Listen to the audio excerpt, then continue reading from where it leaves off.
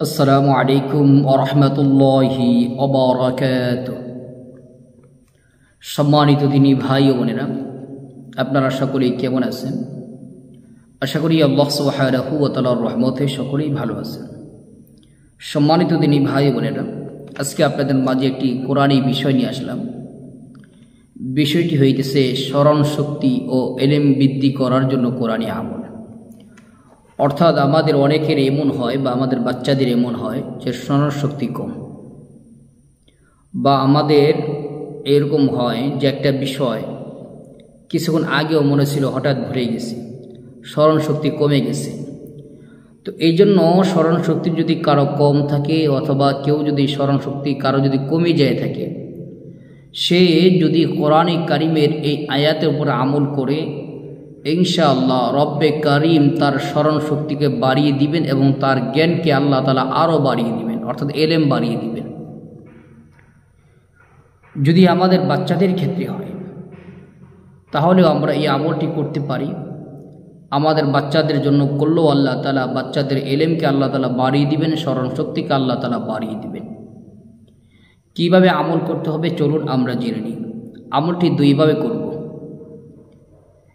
আমলটি হয়ে গেছে, আমরা প্রতিদিন ফজরের নামাজের পরে সকালে আমাদের অন্যান্য যদি কোনো আমল থাকে, যে আমলগুলো নিয়মিত আমরা করি, ওই আমলগুলো আমরা আমল করে শেষ করব। এরপর এক গ্লাস পানি নিব। এক গ্লাস পানি নিয়ে ওযুর সহিত কিবলামুখী হয়ে বসব। প্রথমে আউযু বিল্লাহ বিসমিল্লাহ সহিত সূরাতুল ফাতিহা আলহামদুলিল্লাহি রাব্বিল আলামিন এই সূরাটি 7 বার তেলাওয়াত করব। প্রত্যেকবার শুরুতে বিসমিল্লাহির রহমানির রহিম পাঠ করব। 7 বার পাঠ করে ওই পানির মধ্যে ফু দিব। এরপর কোরআনে কারিমের মধ্যে যে সূরাটি, যে আয়াতটা মূল স্মরণ শক্তি বৃদ্ধি করার জন্য মেন যে আয়াতটা, ওই আয়াতটা পড়ব। আয়াতে কারিমাটি হইতেছে সূরা তাহার 114 নম্বর আয়াত, ছোট্ট একটা আয়াত। আয়াতটি হইতেছে আউযু বিল্লাহি মিনাশ শাইতানির রাজীম বিসমিল্লাহির রহমানির রহিম রব্বি জিদনি ইলমা রব্বি জিদনি ইলমা।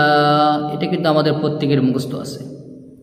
রব্বি জিদনি ইলমা, এটা 121 বার পাঠ করব। ওই পানির মধ্যে ফু দিব। এই পানিটা খালি পেটে আমি পান করব, ইনশাআল্লাহ আল্লাহ তাআলা আমার স্মরণ শক্তিকে বাড়িয়ে দিবে। আমি যদি এই পানিটা আমার বাচ্চাদেরকে পান করাই, তো আল্লাহ তাআলা আমাদের বাচ্চাদেরকে স্মরণ শক্তি আল্লাহ বাড়িয়ে দিবেন, এলেম জ্ঞান আল্লাহ তাআলা বাড়িয়ে দিবেন। তো এটা হলো একটা পদ্ধতিতে আমল, এই আমলটা চালিয়ে যাবেন। 2 নম্বর পদ্ধতি, যে ব্যক্তি প্রত্যেক ফরজ নামাজের পরে, কয়েকবার ইস্তেগফার এবং দুরূদ শরীফ পাঠ করে 7 বার অথবা 21 বার যদি পাঠ করে রব্বি জিদনি ইলমা রব্বি জিদনি ইলমা, তো আল্লাহ তাআলা তার স্মরণ শক্তিকে বাড়িয়ে দেন, বৃদ্ধি করে দেন। আমলিয়াতে কাশ্মীরের ভিতরে এই আমলটি এসেছে অত্যাধিক পরীক্ষিত এবং কার্যকারী একটি আমল। আসুন, আমাদের যাদের স্মরণ শক্তি কম আছে, আমরা এই আমলটি করি।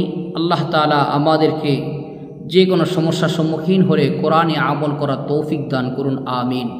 আসসালামু আলাইকুম ওয়া রাহমাতুল্লাহি ওয়া বারাকাতুহু।